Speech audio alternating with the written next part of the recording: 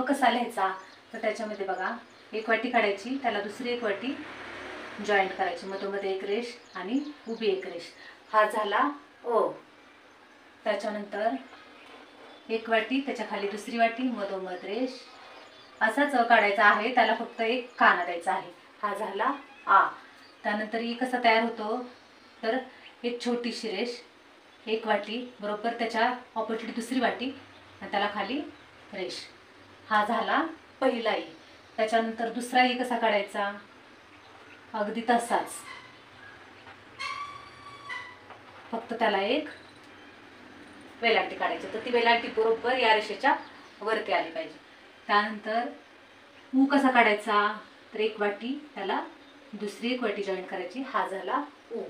त्यानंतर दुसरा ऊ कसा काढायचा, अगदी या ऊ सारखाच काढायचा, फक्त ह्या रेषेच्या बरोबर असा ऊ आला पाहिजे.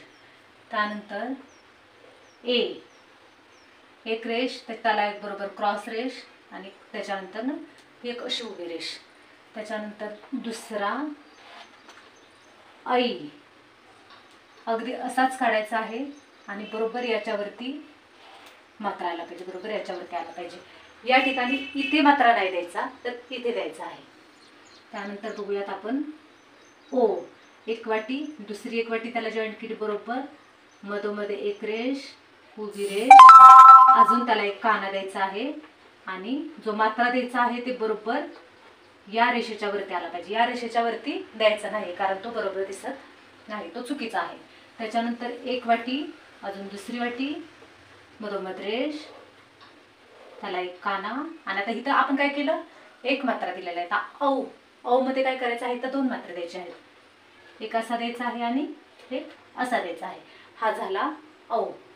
त्याच्यानंतर एक वाटी, दुसरी वाटी जॉईंट, त्याला मधोमध रेष, एक उभी रेष, त्याच्यावरती एक डॉट द्यायचा आहे, त्याला काय म्हणतो आपण अम किंवा अन असाही त्याचा उच्चार होऊ शकतो. त्याच्यानंतर आहा काढायचे आपल्याला, अगदी अ काढायचा आणि त्याच्या पुढे दोन डॉट द्यायचे, हा झाला, हा आहे तो विसर्ग आहे अहा आणि हा काय आहे अनुस्वार आहे, याला म्हणतात अनुस्वार आणि याला म्हणतात विसर्ग, अम आणि आहा. आता आपण काय करूयात, जरा मोठ्या आवाजामध्ये याचं वाचन करूयात. अ आ ई ई उ ऊ ए ऐ ओ औ अम आहा. इंग्रजी भाषेमधून आपल्या भाषेमध्ये जे स्वर आलेले आहेत ते आणि हा, इंग्रजी भाषेमधून ॲ आणि हा हे स्वर आलेले आहेत.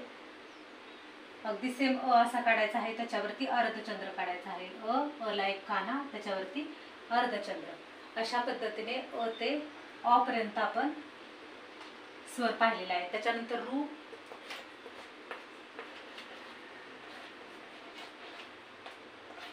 आणि लू, लू पर्यंत आपण स्वर पाहिलेले आहेत. तर आपण पुन्हा एकदा त्याचं मोठ्या आवाजामध्ये वाचन करूया. अ आ ई ई उ ऊ ए ऐ ओ औ अम आणि आहा, ॲ अ रू आणि लू. आता आपण येणाऱ्या व्हिडिओमध्ये व्यंजनं कशी लिहायची क ते ज्ञ पर्यंत त्याचं लेखन कसं करायचं ते आपण पाहणार आहोत. धन्यवाद.